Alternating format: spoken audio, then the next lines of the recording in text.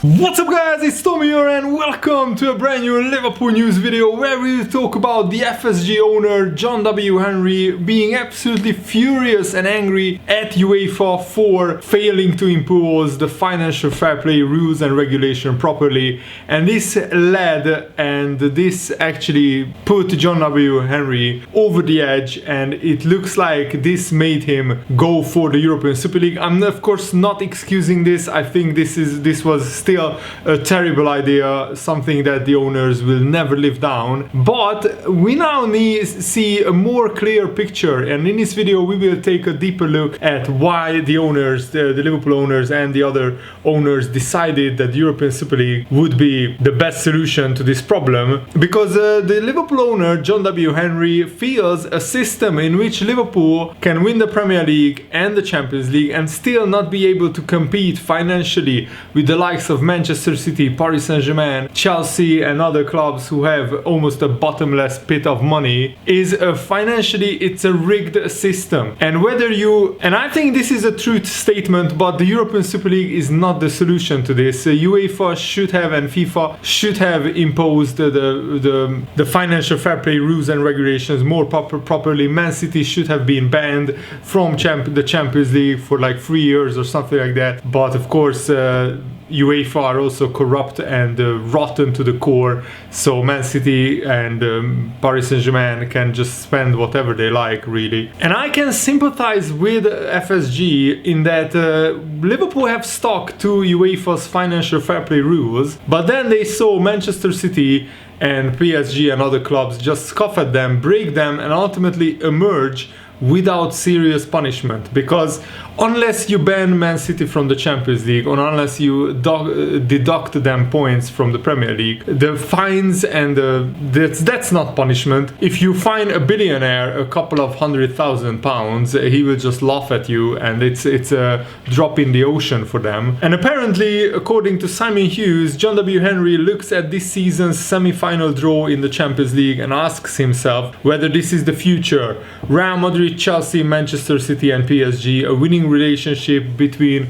the few untouchable clubs and those with bottomless pits of money. Will the Champions League become a closed shop, the monopoly that the Super League threatened to be anyway? He also asks his critics to identify sporting integrity when Liverpool can rise to the top, winning each of the most lucrative prizes, but they still can't afford to compete economically with Manchester City and Chelsea on a consistent basis. John W. Henry and the FSG owners they feel totally let down by UEFA and their lack of steel in relation to financial fair play. And I agree with this part. I don't agree with the European Super League. That's not the solution. I think properly imposing financial fair play rules would be the solution to fixing a lot of the issues in football.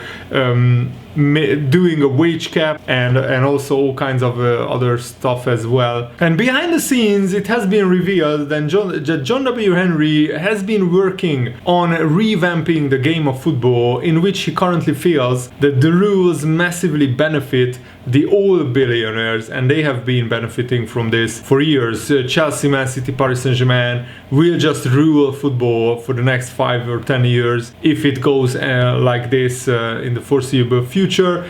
And it looks like Henry was working very closely with Ed Woodward, the now former CEO of Manchester United, regarding Project Big Picture, another failed venture before the European Super League.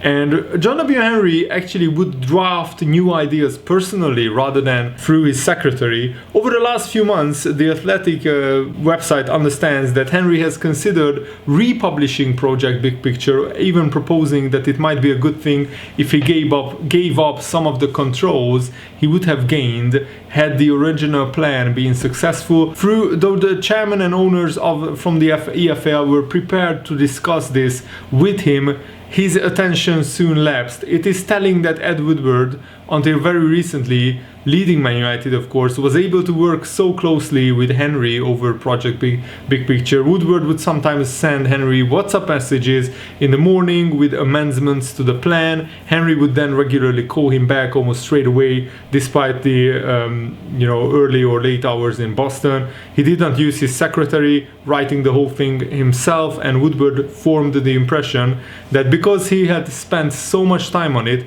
working on it non-stop, others would value his ideas as much as him. So it's clear that the Liverpool owner is very unhappy with how football is going, and I fully agree that it's not going in the right direction, and this we need to reform the game. We can't let Man City and Chelsea just rule English football for the next 10-15 years because they have rich owners. And even like great clubs like Man United and Arsenal and Liverpool, they can't compete financially with Chelsea and Man City just because they have billionaire owners. It's not the right way, in my opinion, to run football. And the Liverpool Echo is reporting that the investment into FSG through Redbird Capital will likely be used to support ventures to expand Liverpool Football Club. So building a new main stadium, part of the stadium, building new stands in the stadium, and it looks like that Liverpool are trying to develop a model similar to the Manchester City group, where we want to own multiple football clubs. We want to own Toulouse in France as well. The hope from Liverpool fans would have been that it would provide a cash boost for Jurgen Klopp to work with in the transfer market. The reality is that this investment will allow for the status quo to remain, in that sense, for Liverpool to approach the summer in a way that they would have planned in a non-COVID era. A more pointed use for the funds will be to try and accelerate plans to add further teams to the portfolio, including in football, with FSG understood to be looking at options across Europe, including in German football. And while this model wouldn't reap benefits and rewards short term, long term it could be hugely beneficial. It would certainly allow Liverpool to expand the scouting networks going forward and offer opportunities to hand young talent more playing time. For example, if we had other clubs like Toulouse, where we could send loan players to them and they could play regularly there,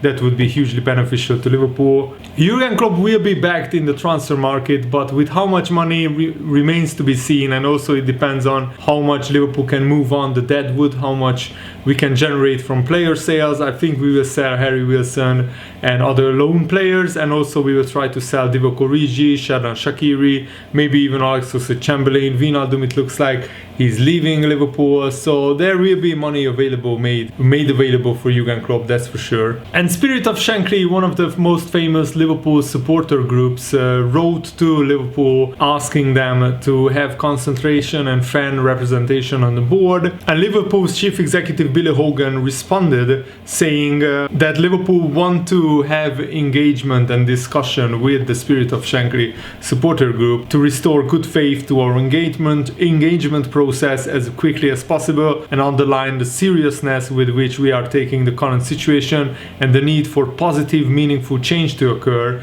It is positive that Spirit of Shankly has opted to re-engage with the club, as it will allow the necessary conversations to take place, for views to be aired, and hopefully for workable solutions to be found in keeping with the best interest of the club. And Billy Hogan also consented to this letter being shared publicly with the Spirit of Shankly members, so that's how we know what he wrote. And James Spears, the reliable journalist, said that he would be absolutely shocked and amazed if Bobby Firmino was sold by Jurgen Klopp.